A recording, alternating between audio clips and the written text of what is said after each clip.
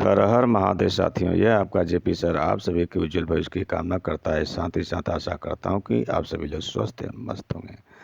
प्यारे साथियों, यदि आप रेलवे से संबंधित किसी भी प्रतियोगी परीक्षा की तैयारी कर रहे हैं तो यह वीडियो आपके लिए महत्वपूर्ण होने वाली है। साथियों, लेट अस स्टार्ट। साथियों, हमारा पहला प्रश्न है, भारतीय रेलवे में किस इंजन का उपयोग सर्वाधिक होता है? तो साथियों, आपका जवाब होगा डीजल इंजन। डीजल इंजन का उपयोग भारतीय रेलवे में सर्वाधिक होता है।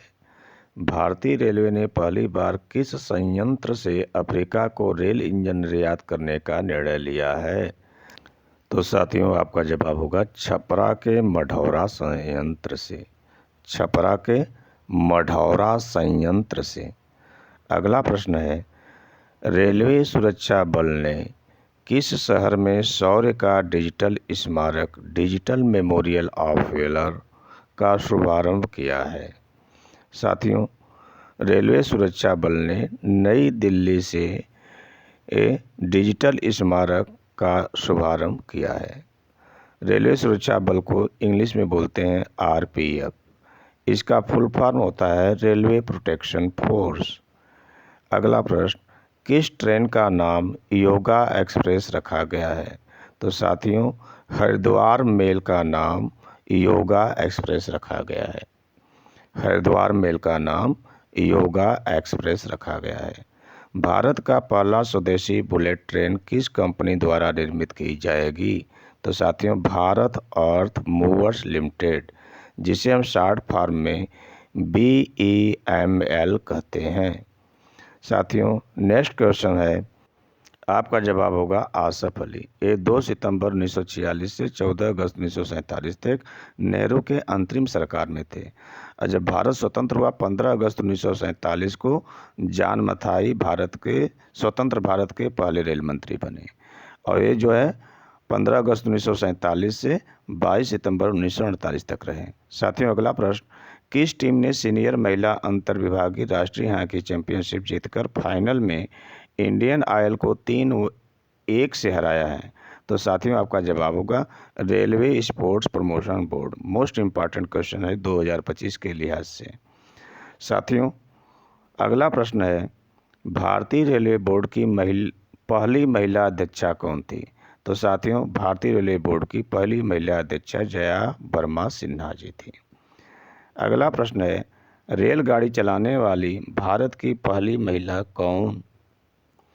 तो साथियों, रेलगाड़ी चलाने वाली भारत की पहली महिला हैं सुरेखा यादव। और भारत की प्रथम महिला रेल मंत्री कौन थी? तो साथियों, आपका जवाब होगा ममता बनर्जी। ममता बनर्जी जो है भारत की प्रथम महिला रेल मंत्री थी। वर्तमान में ये पश्चिम बंगाल की मुख्यमंत्री हैं। ममता बनर्जी वर्तमान में पश्चिम बंगाल की मुख्यमंत्री हैं। साथियों, अगला प्रश्न है, भारतीय रेलवे द्वारा BHU के संस्थापक पंडित मदन मोहन मालवीय के सम्मान में कौन सी ट्रेन चलाई गई? तो साथियों, BHU यानी बनारस हिंदू यूनिवर्सिटी के संस्थापक पंडित मदन मोहन मालवीय के सम्मान में कौन सी ट्रेन चलाई गई है? तो साथियों, आपका जवाब होगा महामना एक्सप्रेस। यह 2016 से चलाई जा रही है। महामना एक्सप्रेस किसके सम्मान में चलाई जा रही है? BHU के संस्थापक पंडित मदन मोहन मालवीय। अगला प्रश्न है, हाल ही में किस शहर में प्रधानमंत्री द्वारा भारत की पहली अंडर वाटर मेट्रो ट्रेन सेवा का उद्घाटन किया गया है? मोस्ट इम्पॉर्टेंट क्वेश्चन साथियों। तो साथियों, कोलकाता में प्रधानमंत्री नरेंद्र मोदी जी द्वारा। अगला प्रश्न है, पहली बार किस देश में हाइड्रोजन से ट्रेन चली थी? तो साथियों, जर्मनी में पहली बार हाइड्रोजन से ट्रेन जो है विश्व में कहाँ चली थी? जर्मनी में। हाइड्रोजन से चलने वाली पहली ट्रेन जर्मनी में कब लॉन्च की गई? तो अगस्त 2022 में।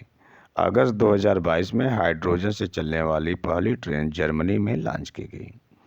साथियों, चंद्रमा पर पहला रेलवे सिस्टम फ्लोट ट्रैक पर लचीला लेविटेशन बनाए जाने की योजना किसने बनाई है? तो नासा द्वारा। नासा जो है अमेरिकी अंतरिक्ष केंद्र है। साथियों, हम अगली क्वेश्चन की तरफ बढ़ते हैं। हमारा प्रश्न है, एशिया की पहली हाइड्रोजन ट्रेन किस देश में शुरू की गई? अभी आपने पढ़ा कि पहला हाइड्रोजन ट्रेन विश्व में कहाँ चला गई, तो जर्मनी में। अब एशिया की बात हो रही है, एशिया महाद्वीप की बात हो रही है, तो एशिया की पहली हाइड्रोजन ट्रेन किस देश में शुरू की गई, तो चीन में। ध्यान रहे, विश्व में हाइड्रोजन से चलने वाली दूसरी ट्रेन चीन में लॉन्च की गई है, जो कि एशिया के लिहाज से पहली ट्रेन है। इस ट्रेन की अधिकतम गति 160 किलोमीटर प्रति घंटा है। तो हाइड्रोजन से चलने वाली पहली ट्रेन जो है जर्मनी में, और एशिया की दृष्टि से पहला ट्रेन जो है चीन में। अगला प्रश्न है, भारत की पहली हाइड्रोजन से चलने वाली ट्रेन किस राज्य के जींद सोनीपत सेक्शन पर चलेगी? अभी यह प्रस्तावित है हरियाणा राज्य में।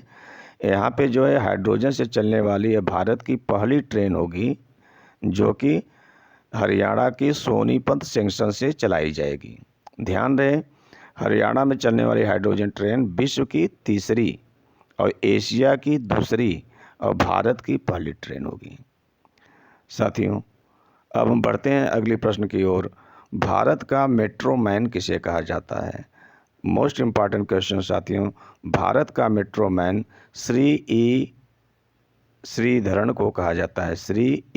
श्रीधरन को कहा जाता है। अगला प्रश्न है, किस देश की रेलवे लाइन की लंबाई विश्व में सर्वोपरि है? तो साथियों, अमेरिका की रेलवे लाइन की लंबाई विश्व में सर्वाधिक है। अमेरिका की रेलवे लाइन विश्व में सर्वोपरि है। अगला प्रश्न है, रेल लाइन की लंबाई की दृष्टि से भारतीय रेलवे का विश्व में कौन सा स्थान है? हमारे भारतीय रेलवे का रेल लंबाई की दृष्टि से चौथा स्थान है, और पहला स्थान विश्व में जो है अमेरिका का है। भारतीय रेलवे ने किस वर्ष तक नेट जीरो कार्बन उत्सर्जन का लक्ष्य रखा है? नेट जीरो कार्बन उत्सर्जन का लक्ष्य भारतीय रेलवे द्वारा 2030 तक किया गया है। अगला प्रश्न है, आरपीएफ के नए महानिदेशक कौन नियुक्त हुए हैं? साथियों, अभी हाल ही में आरपीएफ के नए महानिदेशक की नियुक्ति हुई है, तो वे हैं मनोज यादव जी। मनोज यादव आरपीएफ के नए महानिदेशक नियुक्त हुए हैं। साथियों, हमारा रेलवे प्रोटेक्शन फोर्स से संबंधित कुछ और जानकारी हम यहाँ पे आपको देना चाहेंगे। रेलवे आरपीएफ की स्थापना जो है 20 दिसंबर 1985 को हुई थी। इसका मुख्यालय नई दिल्ली में है, और आरपीएफ का आदर्श वाक्य है यशो लाभस्य। यह कई बार एग्जाम में पूछा गया है कि आरपीएफ का आदर्श वाक्य क्या है, तो आपका जवाब होगा यशो लाभस्य। अगला प्रश्न है, उधमपुर रेलवे स्टेशन का नया नाम क्या है? साथियों, अभी हाल ही में जो है उधमपुर रेलवे स्टेशन का नाम चेंज कर दिया गया है, और इसका नया नाम रखा गया है शहीद captain Tushar Mahajan Udhampur railway station. Udhampur railway station का नया नाम क्या है? शहीद captain Tushar Mahajan Udhampur railway station. अगला प्रश्न, मध्य रेलवे का महाप्रबंधक किसे नियुक्त किया गया है? तो साथियों, मध्य रेलवे का महाप्रबंधक नरेश लालवानी को नियुक्त किया गया है। नरेश लालवानी मध्य रेलवे के महाप्रबंधक नियुक्त किए गए हैं। साथियों, अगला प्रश्न है, भारत की पहली पूर्णतः वातानुकूलित ट्रेन कौन सी थी? भारत की पहली पूरी तरह से वातानुकूलित ट्रेन कौन सी चलाई गई थी? तो साथियों, राजधानी एक्सप्रेस। राजधानी एक्सप्रेस भारत की पहली पूर्णतः वातानुकूलित ट्रेन थी। साथियों, अगला प्रश्न, कोंकण रेलवे का गठन कब हुआ? तो साथियों, कोंकण रेलवे का गठन 1990 में हुआ। भारतीय रेलवे हेतु पहली रेलवे समय सारणी किस व्यक्ति द्वारा डिजाइन की गई थी? तो साथियों, आपका जवाब होगा जॉर्ज ब्रैंड शॉ द्वारा। जॉर्ज ब्रैंड शॉ द्वारा भारतीय रेलवे की पहली समय सारणी जारी की गई थी। साथियों, अगला प्रश्न है, भारत की पहली वंदे मेट्रो सेवा का नाम बदलकर क्या रखा गया है? साथियों, भारत की पहली वंदे मेट्रो सेवा का नाम बदल दिया गया है। उसका नाम अब जो है नमो भारत रैपिड रेल कर दिया गया है। नमो भारत रैपिड रेल। ध्यान रहे 16 सितंबर 2024 को प्रधानमंत्री श्री नरेंद्र मोदी द्वारा भारत की पहली नमो भारत रैपिड रेल का उद्घाटन किया गया है। यह ट्रेन भारत के दो शहरों अहमदाबाद व भुज को जोड़ती है। किन शहरों को जोड़ती है? अहमदाबाद और भुज को जोड़ती है। साथियों, अगला प्रश्न है, भारत में किस शहर का मेट्रो नेटवर्क सबसे बड़ा है? भारत में किस शहर का मेट्रो नेटवर्क सबसे बड़ा है? तो साथियों, आपका जवाब होगा दिल्ली। दिल्ली मेट्रो नेटवर्क जो है भारत का सबसे बड़ा मेट्रो नेटवर्क है। नेक्स्ट, भारत का एकमात्र रैक रेलवे कौन सा है जिसे यूनेस्को ने 2005 में विश्व धरोहर स्थल घोषित किया है? तो साथियों, आपका जवाब होगा नीलगिरी माउंटेन रेलवे। किस आईआईटी ने भारत का पहला हाइपरलूप ट्रेन परीक्षण पूरा किया है? तो साथियों, आपका जवाब होगा आईटीआई मद्रास ने। आईटीआई मद्रास द्वारा। साथियों, अगला प्रश्न, प्रधानमंत्री द्वारा सिक्किम के पहले रेलवे स्टेशन का शिलान्यास कहाँ किया गया? साथियों, रंगपो में। साथियों, अभी तक सिक्किम में एक भी रेलवे स्टेशन नहीं था।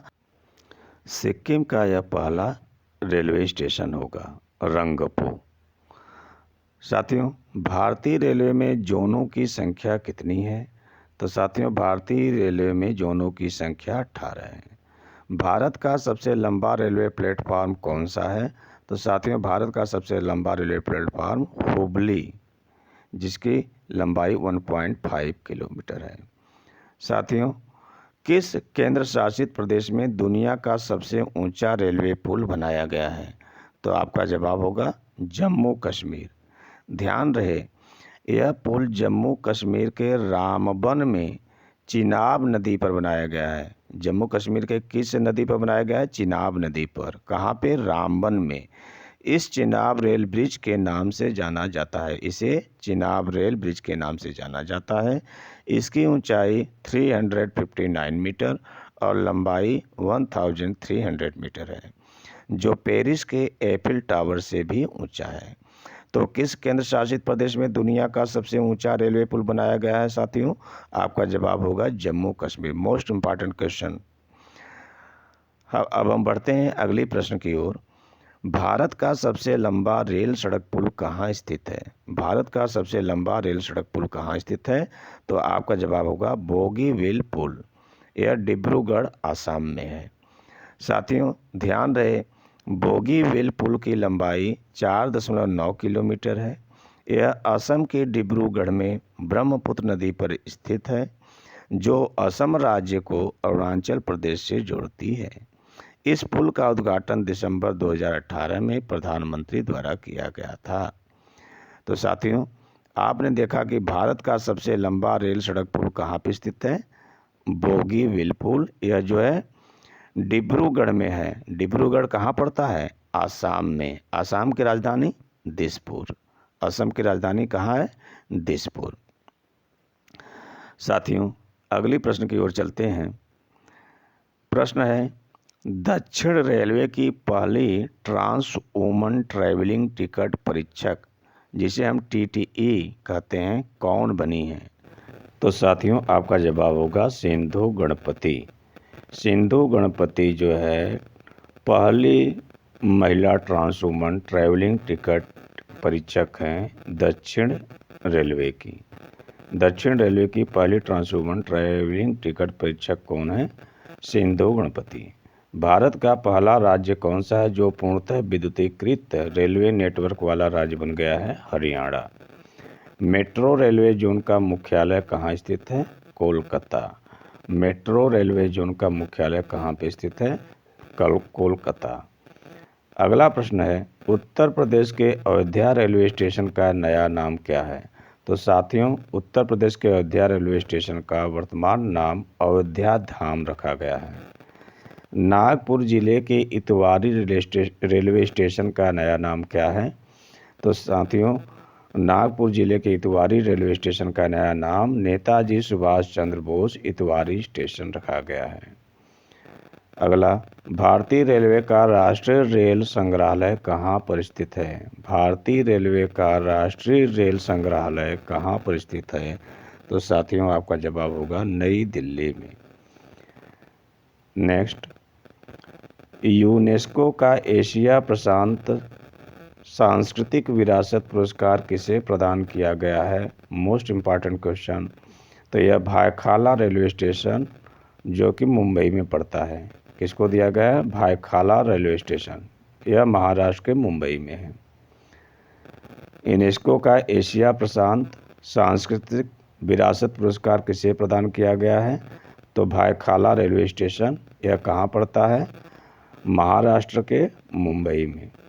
अगला प्रश्न, स्टेशनों पर हवा से पानी बनाने की मशीन का क्या नाम है? स्टेशनों पर हवा से पानी बनाने की मशीन का क्या नाम है? मेघदूत। मेघदूत। नेक्स्ट, भारत का पहला प्राइवेट चालित रेलवे स्टेशन कौन सा है साथियों? तो आपका जवाब होगा हबीबगंज। हबीबगंज कहाँ पड़ता है? भोपाल में। हबीबगंज कहाँ पड़ता है? भोपाल में। भारत की सबसे लंबी मालवाहक रेलगाड़ी का क्या नाम है? तो साथियों आपका जवाब होगा सुपर वास्की। भारत के पहले वर्टिकल लिफ्ट रेलवे सी ब्रिज का क्या नाम है? तो साथियों भारत के पहले वर्टिकल लिफ्ट रेलवे सी ब्रिज का नाम है नया पंबन रेलवे ब्रिज। क्या नाम है? नया पंबन रेलवे ब्रिज। हमारा अगला प्रश्न है, भारत की पहली प्राइवेट ट्रेन का क्या नाम है? भारत की पहली प्राइवेट ट्रेन का क्या नाम है? तो साथियों भारत गौरव एक्सप्रेस भारत की पहली निजी ट्रेन है। यह कहाँ से कहाँ तक चली है? कोयम्बटूर व शिरडी के बीच चलाई गई है। कोयम्बटूर और शिरडी के बीच चलने वाली भारत की पहली प्राइवेट ट्रेन भारत गौरव एक्सप्रेस है। अगला, भारतीय रेलवे के आय का सबसे अच्छा स्रोत क्या है? साथियों भारतीय रेलवे का सबसे अच्छा आमदनी किस माध्यम से, किस स्रोत से होती है? तो आपका जवाब होगा माल ढुलाई से। माल ढुलाई के द्वारा जो है रेलवे की सबसे अच्छी आमदनी होती है। अगला प्रश्न, केंद्रीय गृह मंत्रालय द्वारा उत्तर प्रदेश के किस शहर के 8 रेलवे स्टेशनों का नाम बदल दिया गया है? तो साथियों अभी हाल ही में उत्तर प्रदेश के अमेठी जिले के 8 रेलवे स्टेशनों का नाम बदल दिया गया है। हम उन्हें आपको आगे अवगत करा देंगे। साथियों अगला प्रश्न है, वित्तीय वर्ष 2024-25 हेतु भारतीय रेलवे को कितने रुपए का बजट प्राप्त हुआ है? मोस्ट इम्पॉर्टेंट क्वेश्चन है साथियों। 2,52,200 करोड़ रुपये। 2,52,200 करोड़ रुपये का बजट 2024-25 के लिए जो है रेल के लिए पारित हुआ है। साथियों अगला प्रश्न है, भारतीय रेलवे का राष्ट्रीयकरण कब हुआ? तो भारतीय रेलवे का राष्ट्रीयकरण 1951 में हुआ। भारतीय रेलवे का राष्ट्रीयकरण कब किया गया? 1951 में। पूर्वोत्तर रेलवे का मुख्यालय कहाँ स्थित है? साथियों पूर्वोत्तर रेलवे का मुख्यालय कोलकाता में स्थित है। रेल इंजन का आविष्कार किसने किया था? तो साथियों रेल इंजन का आविष्कार जॉर्ज स्टीफन ने किया था। रेल इंजन का आविष्कार किसने किया था? जॉर्ज स्टीफेंसन ने किया था। साथियों अगला प्रश्न है, रेल इंजन का आविष्कार किसने किया था? जॉर्ज स्टीफेंसन ने। भारत और पाकिस्तान के मध्य चलने वाली ट्रेन का क्या नाम है? भारत और पाकिस्तान के मध्य चलने वाली ट्रेन का क्या नाम है? तो साथियों थार एक्सप्रेस व समझौता एक्सप्रेस। भारत और पाकिस्तान के बीच कौन सी ट्रेन चलाई गई है? थार एक्सप्रेस व समझौता एक्सप्रेस। भारत का सबसे बड़ा रेलवे यार्ड कौन सा है? भारत का सबसे बड़ा रेलवे यार्ड कौन सा है? मोस्ट इम्पॉर्टेंट क्वेश्चन साथियों। भारत का सबसे बड़ा रेलवे यार्ड मुगल सराय रेलवे स्टेशन है। जो कि उत्तर प्रदेश के चंदौली ज़िले में पड़ता है। मुगलसराय कहाँ पड़ता है? उत्तर प्रदेश के चंदौली ज़िले में। साथियों, अगला प्रश्न है, भारत और बांग्लादेश के मध्य चलने वाली ट्रेन का क्या नाम है? भारत और बांग्लादेश के मध्य कौन सी ट्रेन चलाई गई है? तो साथियों, मैत्री एक्सप्रेस व बंधन एक्सप्रेस जो है भारत और बांग्लादेश के बीच चलने वाली ट्रेन का नाम है। मैत्री एक्सप्रेस व बंधन एक्सप्रेस कहाँ चलाई जाती हैं? भारत और बांग्लादेश के मध्य चलाई जाती हैं। नेक्स्ट, भारत की पहली डबल डेकर ट्रेन का क्या नाम है? भारत की पहली डबल डेकर ट्रेन का क्या नाम है? तो साथियों, फ्लाइंग रानी एक्सप्रेस। फ्लाइंग रानी एक्सप्रेस यह कब चलाई गई थी? 1906 में चलाई गई थी। यह भारत की पहली डबल डेकर ट्रेन है। साथियों, अगला प्रश्न, रेलवे प्लेटफार्म की ऊंचाई कितनी होती है? रेलवे प्लेटफार्म की ऊंचाई कितनी होती है? तो साथियों, आपका जवाब होगा 0.9 मीटर। 0.9 मीटर। देश में सबसे लंबी दूरी तय करने वाली मालगाड़ी का क्या नाम है? देश में सबसे लंबी दूरी तय करने वाली मालगाड़ी के बारे में पूछ रहा है। सबसे लंबी दूरी तय करने वाली मालगाड़ी कौन सी है? तो साथियों, आपका जवाब होगा विवेक एक्सप्रेस। विवेक एक्सप्रेस एक मालगाड़ी है। यह कहाँ से कहाँ तक चलती है? डिब्रूगढ़ से कन्याकुमारी तक। डिब्रूगढ़ से कन्याकुमारी तक ये चलती है। साथियों, अगला प्रश्न है, भारतीय रेलवे में विद्युत इंजन का आविष्कार किसने किया था? यहाँ पे बात हो रही है भारतीय रेलवे में विद्युत इंजन का। भारतीय रेलवे में विद्युत इंजन का, इलेक्ट्रिक इंजन का आविष्कार किसने किया था? वोल्टा ने। भाप के इंजन का आविष्कार किसने किया है? भाप के इंजन का आविष्कारक कौन है? तो साथियों, आपका जवाब होगा जॉर्ज स्टीफेंसन। भाप के इंजन का आविष्कारक जो है जॉर्ज स्टीफेंसन को कहा जाता है। नेक्स्ट, गाड़ी के डिब्बे को जोड़ने वाला उपकरण क्या कहलाता है? तो साथियों, गाड़ी के डिब्बे को जोड़ने वाला उपकरण हुक कहलाता है। क्या कहलाता है? हुक। नेक्स्ट क्वेश्चन, रेलवे में दीवार पर लगा सिग्नल क्या दर्शाता है? रेलवे में दीवार पर लगा सिग्नल जो है सुरक्षा संकेत दर्शाता है। क्या दर्शाता है? सुरक्षा संकेत। भारतीय रेलवे में विद्युतीकरण कब शुरू की गई? भारतीय रेलवे में विद्युतीकरण का कार्य 1907 में शुरू की गई। 1907 में भारतीय रेलवे में विद्युतीकरण आरंभ की गई।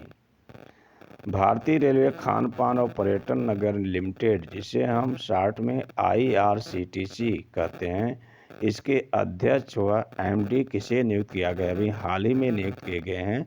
भारतीय रेलवे खान पान और पर्यटन नगर लिमिटेड का अध्यक्ष व MD जो है संजय कुमार जैन को नियुक्त किया गया है। किसे कौन नियुक्त किया गया है? संजय कुमार जैन।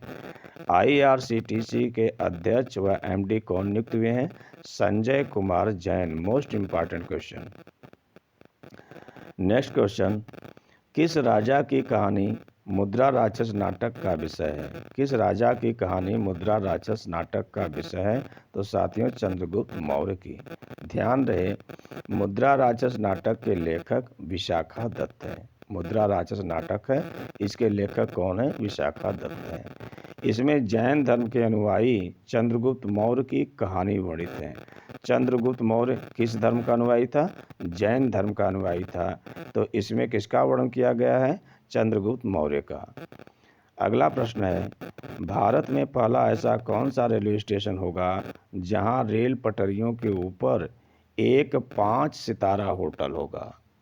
भारत में पहला ऐसा कौन सा रेलवे स्टेशन होगा जहां रेल पटरियों के ऊपर एक 5 सितारा होटल जो होगा? तो साथियों, Gandhinagar railway station. Gandhinagar railway station ऐसा स्टेशन होगा जहां पे जो है 5 सितारा होटल जो है आपको मिलेंगे। हम बढ़ते हैं अगले प्रश्न की ओर। किसे सामान्यतः गुरुदेव के नाम से जाना जाता है? तो साथियों, गुरुदेव के नाम से रविन्द्रनाथ टैगोर जी को जाना जाता है। और गुरु जी के नाम से कौन जाना जाता है? एम.एस. गोलवलकर को। साथियों, गुरुदेव के नाम से कौन जाना जाता है? रविन्द्रनाथ टैगोर। और गुरुजी एम.एस. गोलवलकर को। साथियों, सम्राट अशोक किसके पुत्र थे?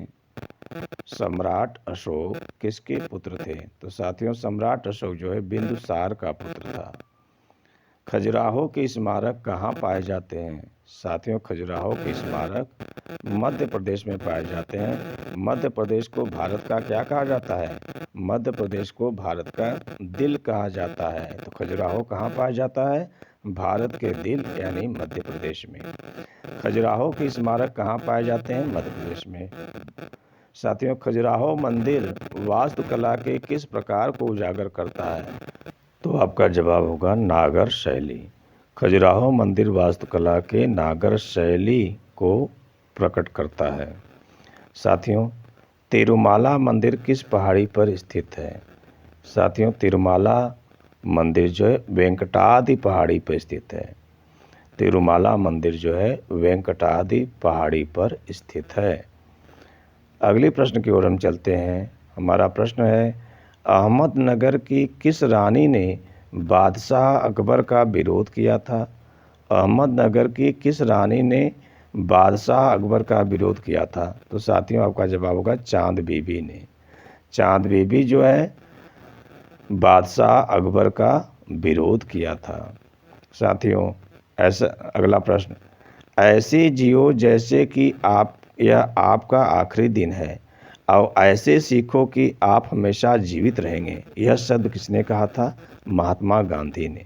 ऐसे जियो जैसे कि यह आपका आखिरी दिन है, ऐसे सीखो कि आप हमेशा जीवित रहेंगे, यह कौन किसका कथन है? तो साथियों, महात्मा गांधी को।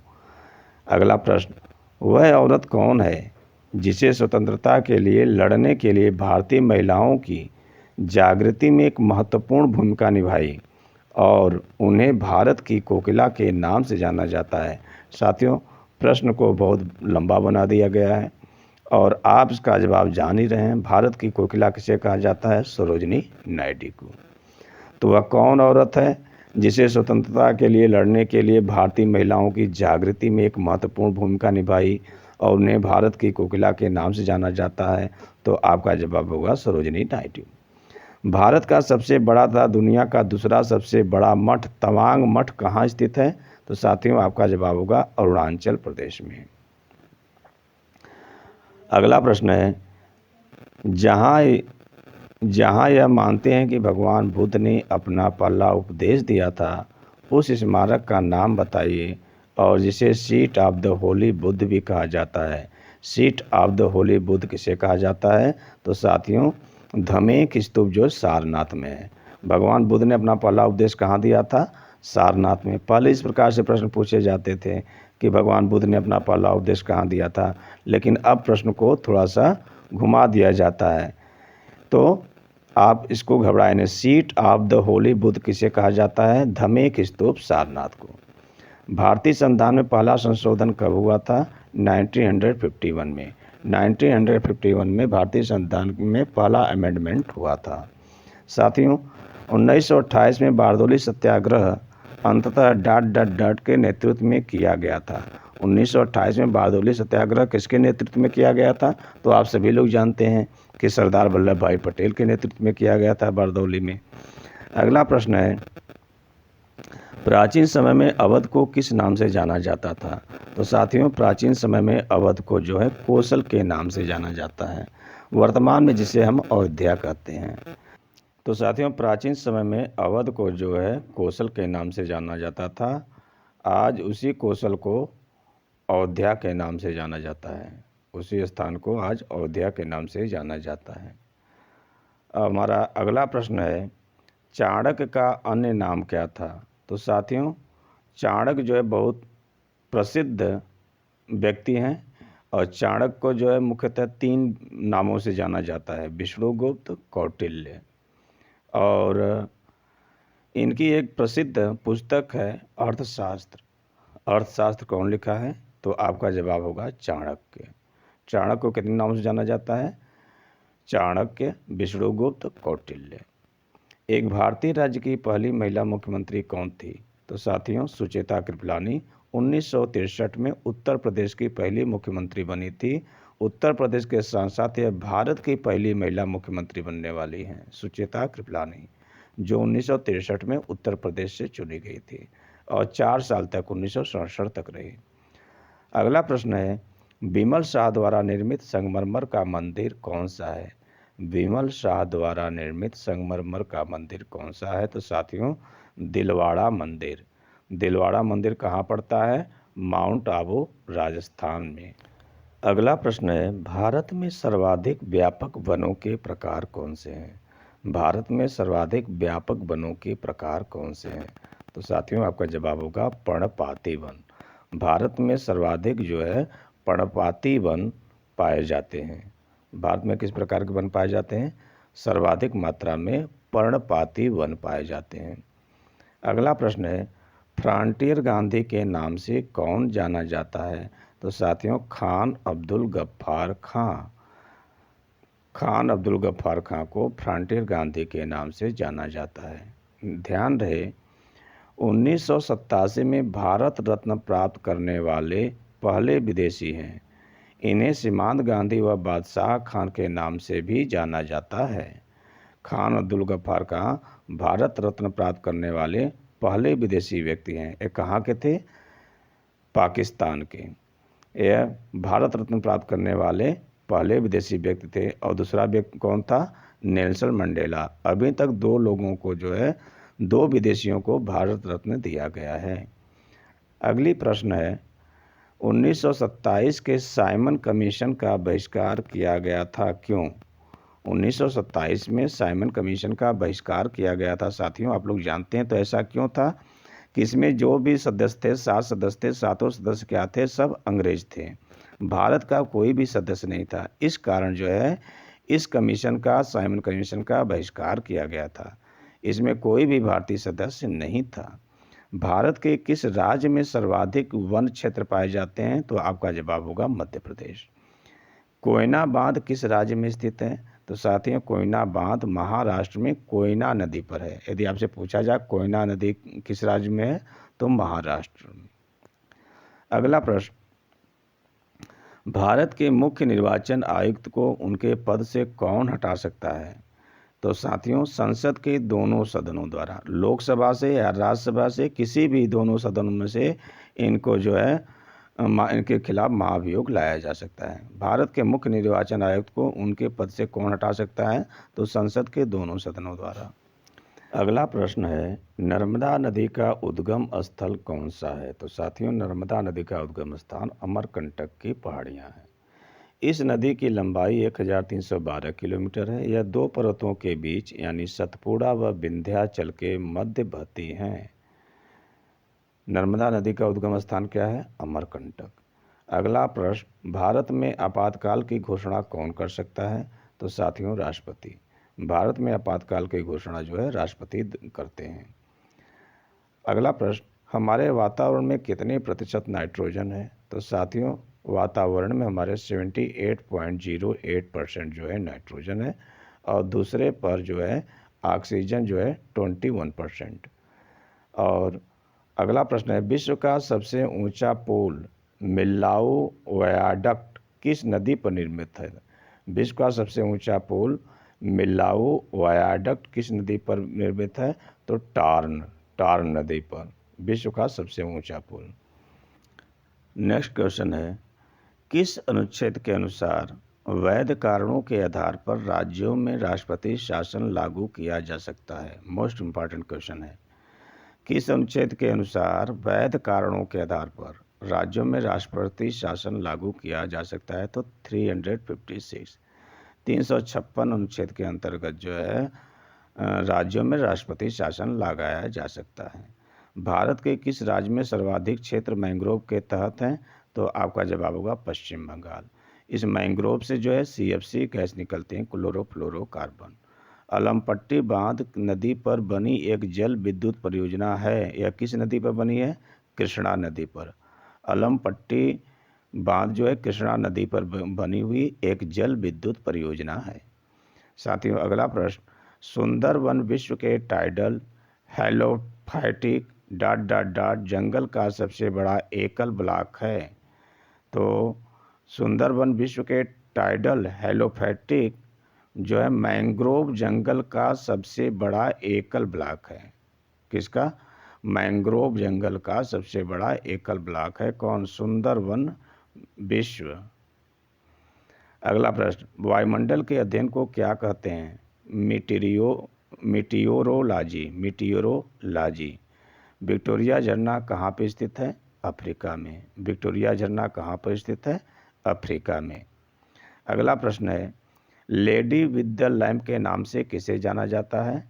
तो साथियों, लेडी विद द लैम्प के नाम से फ्लोरेंस नाइटिंगेल को जाना जाता है। किसे जाना जाता है? फ्लोरेंस नाइटिंगेल को लेडी विद द लैम्प कहा जाता है। CEC का फुल फॉर्म क्या होता है? साथियों, CEC का फुल फॉर्म एग्जाम में पूछा गया है कई बार। इसका फुल फॉर्म होता है chief election commission. Chief election commission, जिसे CEC कहते हैं। अगला प्रश्न है, कोयना बांध किस राज्य में स्थित है? तो साथियों, कोयना राज्य जो है महाराष्ट्र में स्थित है। किस नदी पर स्थित है कोयना बांध? तो कोयना नदी पर, महाराष्ट्र के कोयना नदी पर स्थित है। आकाश गंगा का आकार कैसा होता है? आकाश गंगा का आकार डॉट डॉट डॉट होता है, यानी जिग जाग होता है, टेढ़ा मेढ़ा होता है, जिसे हम सर्पिल आकार कहते हैं। किसे सर्पिल कहते हैं? आकाश गंगा का आकार कैसा होता है? सर्पिल होता है। निम्नलिखित में से किस देश में सिंधु नदी प्रवाहित नहीं होती है? प्रश्न है, किस देश में सिंधु नदी नहीं प्रवाहित होती है? इसमें आपको विकल्प दिया है भारत, पाकिस्तान, चीन, अफगानिस्तान। तो अफगानिस्तान में जो है सिंधु नदी प्रवाहित नहीं होती है। किस देश में सिंधु नदी प्रवाहित नहीं होती है? अफगानिस्तान में प्रवाहित नहीं होती है। साथियों, अगला प्रश्न है, यारलंग ट्लैगे। यारलंग ट्लैगे प्रचलित नाम क्या है? यारलंग ट्लैगे प्रचलित नाम क्या है? तो साथियों, ब्रह्मपुत्र नदी। ब्रह्मपुत्र नदी का प्रचलित नाम है यारलंग ट्लैगे। यारलंग ट्लैगे ब्रह्मपुत्र नदी का प्रचलित नाम है। अगला प्रश्न, हीराकुंड जलाशय का निर्माण किस नदी पर किया गया है? हीराकुंड जलाशय का निर्माण किस नदी पर किया गया है? तो साथियों, आपका जवाब होगा महानदी, उड़ीसा में। महानदी कहाँ पड़ती है? उड़ीसा में। उड़ीसा की राजधानी भुवनेश्वर। अगला प्रश्न है, पोलियो वैक्सीन की खोज किसने की थी? पोलियो वैक्सीन की खोज जॉन सॉल्क द्वारा की गई थी। पोलियो की वैक्सीन किसने खोजा था? जॉन सॉल्क ने। अगला प्रश्न है, डॉट डॉट डॉट नदी के नीचे पाई जाने वाली जलवाही हमजा नदी लगभग किस नदी के समान लंबी होती है? तो अमेजन नदी के समान। अगला प्रश्न है, यदि पृथ्वी पर आपका वजन 38 किलो है तो बुध ग्रह पर आपका वजन कितना होगा? तो इसको ट्रिक के अनुसार देखते हैं। यदि मनुष्य का भार पृथ्वी पर 100 किलोग्राम है तो बुध ग्रह पर उसका 38 किलोग्राम होता है। तो प्रश्न दिया है, यदि पृथ्वी पर उसका भार 38 है तो बुध पर कितना होगा? तो 100 में से 38 निकाल दें तो कितना हो जाएगा? 62, यानी 62% कम होगा। तो 38 का 62% कितना हो जाएगा? 23.56। तो 38 में से 23.54 निकाल दें तो हमारा क्या आ जाएगा? 14.44। तो बुध ग्रह पर उसका भार कितना हो जाएगा? 14.44 किलोग्राम। अगला प्रश्न है, किस रंगीन प्रकाश की आवृत्ति सबसे कम होती है? तो साथियों, लाल रंग की जो है, लाल रंग के प्रकाश की आवृत्ति जो है सबसे कम होती है। ध्यान रहे, दृश्यमान प्रकाश में लाल रंग की आवृत्ति सबसे कम होती है। रंगों की आवृत्ति का आरोही क्रम, यानी बढ़ता क्रम। तो लाल रंग सबसे कम, लाल रंग से अधिक नारंगी, नारंगी से अधिक पीला, पीला से अधिक हरा, हरा से अधिक नीला, फिर इंडिगो, इससे अधिक जो है बैगनी। यानी बैगनी का आवृत्ति सबसे अधिक होता है, जिससे बैगनी रंग आसमान में जल्दी से छिटक जाती है और आसमान का रंग नीला दिखाई देता है। और लाल रंग का तरंग आवृत्ति सबसे कम होती है, जिससे यह जो इसका फैलाव बहुत कम होता है। अगला प्रश्न है, किस रंग की तरंग सबसे कम होती है? तो साथियों, किस रंग की तरंग सबसे कम होती है? तो बैगनी रंग की तरंग दैर्घ्य जो है सबसे कम होती है। ध्यान रहे, बैगनी रंग की तरंग दैर्घ्य सबसे कम होती है और आवृत्ति सबसे ज़्यादा होती है, बैंगनी रंग की आवृत्ति सबसे ज़्यादा होती है, और लाल रंग की तरंग दैर्घ्य सबसे ज़्यादा होती है और आवृत्ति सबसे कम होती है। लाल रंग की आवृत्ति सबसे कम होती है और तरंग दैर्घ्य सबसे ज़्यादा होता है। इस प्रश्न को ध्यान रखिएगा, मोस्ट इम्पॉर्टेंट क्वेश्चन है। अगला प्रश्न है, आर्कीपेलागो क्या है? साथियों, आर्कीपेलागो द्वीपों का समूह, श्रृंखला, संघ या संग्रह है। अगला प्रश्न है, मंगल ग्रह को ... के रूप में जाना जाता है। यानी मंगल ग्रह को किस रूप में जाना जाता है साथियों? तो मंगल ग्रह को लाल ग्रह के रूप में जाना जाता है। मंगल ग्रह को किस रूप में जाना जाता है? लाल ग्रह में के रूप में। अगला प्रश्न है, भोर का तारा किसे कहते हैं? मॉर्निंग स्टार के नाम से किसे जाना जाता है? तो साथियों, आपका जवाब होगा शुक्र। भोर का तारा किसे कहा जाता है? शुक्र को। भोर का तारा यानी मॉर्निंग स्टार, इसे इवनिंग स्टार भी कहा जाता है। शुक्र को शाम का तारा भी कहा जाता है। अगला प्रश्न है, एकमात्र धातु कौन सी है जो कमरे के तापमान पर द्रव में बदल जाती है? एकमात्र अधातु कौन सी है जो कमरे के तापमान पर द्रव में बदल जाती है? तो साथियों, ब्रोमीन। ब्रोमीन जो है ऐसी धातु है जो कमरे के टेम्परेचर पर द्रव में बदल जाती है। किसके कारण प्याज का रंग लाल होता है? तो साथियों, एंथोसायनिन। एंथोसायनिन के कारण जो है प्याज का रंग लाल होता है। अगला प्रश्न है, सौर प्रणाली की खोज किसने की थी? सौर प्रणाली की खोज किसने की थी? तो आपका जवाब होगा कोपरनिकस ने। कोपरनिकस ने सौर प्रणाली की खोज की थी। साथियों, अगला है, किस विशिष्ट अध्ययन हेतु सीवी रमन को नोबेल पुरस्कार प्रदान किया गया था? सीवी रमन को किस लिए जो है नोबेल पुरस्कार प्रदान किया गया था? तो साथियों, आपका जवाब होगा प्रकाश का प्रकीर्णन हेतु। प्रकाश के प्रकीर्णन हेतु जो है सीवी रमन को नोबेल पुरस्कार प्रदान किया गया था।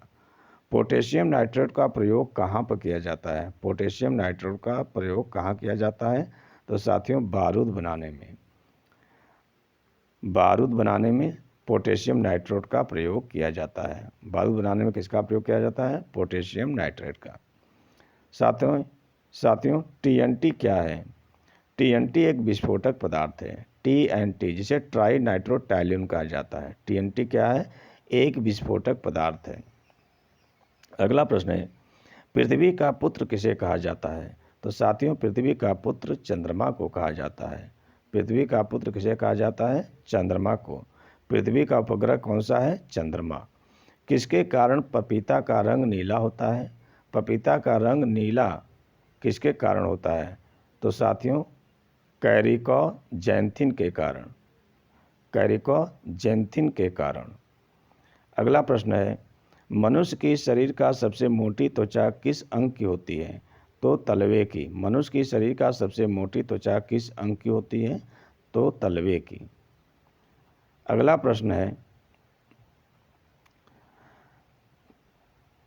प्रश्न है, सौर मंडल का निकटतम तारा कौन सा है? सौर मंडल का निकटतम तारा कौन सा है?